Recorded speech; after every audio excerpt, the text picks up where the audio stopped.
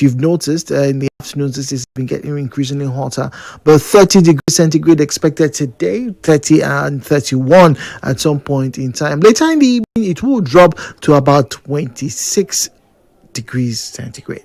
All right, at least that's according to the app information. All right, weather information on the app in front of me. Greetings. Now, our final conversation this morning has to do with restrictions. And for good reason, restrictions occur in almost every facet of life. Even as I speak, there is something called the epiglottis, right? Between, my mouth and the trachea. The trachea is that bifurcation that leads into the lungs. Now, before that point, however, it's a single tube. It's a single tube from my throat down to my chest level. It's a single tube. But that small little thing, am I calling correctly? Is it the epiglottis? I don't want to give you the wrong information. But anyway, let me quickly check.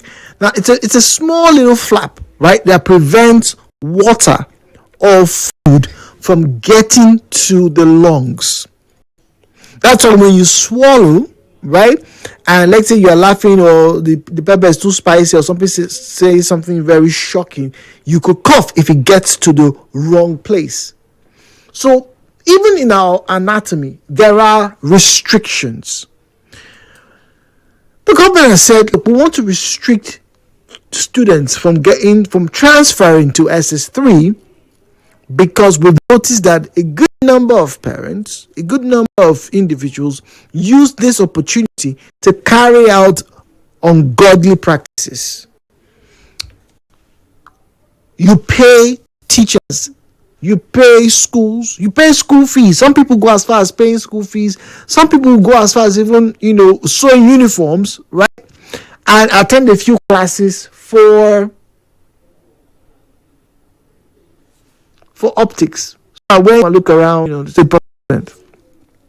some schools don't like to take SS3 for a few reasons, like I made mention.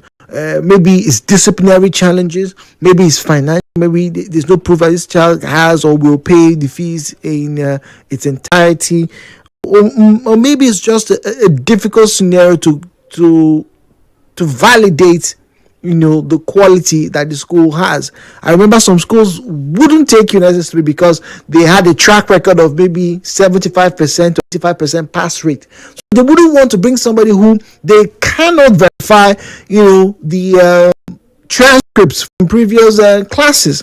So SS1, SS2, they'll take you because then they can coach you and bring you up to speed, at least to their level of preparations. But anyway, all of this raises the question, is this a good way to combat this type of examination malpractice? Or, like the first two callers have made mention of, not solving the real issue. Let's hear from you. The views and opinions shared on this program do not represent the position of Nigeria Info FM. Nigeria Info, let's talk.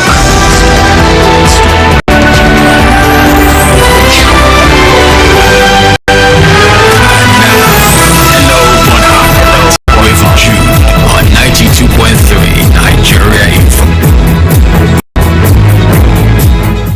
017-923-0002, 0817-923-0003, 0817-923-0002, 0817-923-0003. At Nigeria Info, PH at Nigeria Info. PH is where you find us on Facebook and on X at Nigeria Info. PH at Nigeria Info. PH is where you find us on Facebook and on X. But please do send us a message, and have a conversation with us just in case you cannot call. I would love to read your message during the course of the program. The number is 0809 030 6416. 0809 030 6416. Let's get to hear from you this morning. 923, good morning. Hello, Port Harcourt. Good morning. morning, sir. Good morning, please. Could you turn off your radio set, please, or step away from the radio, please? It's all right. It's all right. All right. The issue of examination malpractice has to do with the government. Okay. The government, the policy of mass passing. That is whether you fail or not, you go to the next class. That makes students not to read, and so less prepared for exams. Okay. So it is when government says if you fail, you remain in your class, and until you pass, you cannot be promoted to the other class. That is when students will bend down and read. And most school authorities will not want their students to fail because of ill preparedness.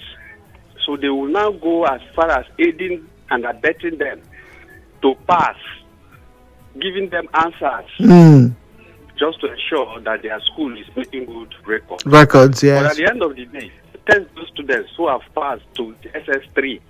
Some of them cannot even write their names. So cannot even write ordinary letter. So it's an unfortunate thing. When less government come out with a policy that if you fail, your younger brother in maybe 2 classes below you will come and meet you. See that students will. But I think in some schools that I know in my time it was already in operation. But if you just like the government is banning now, restricting students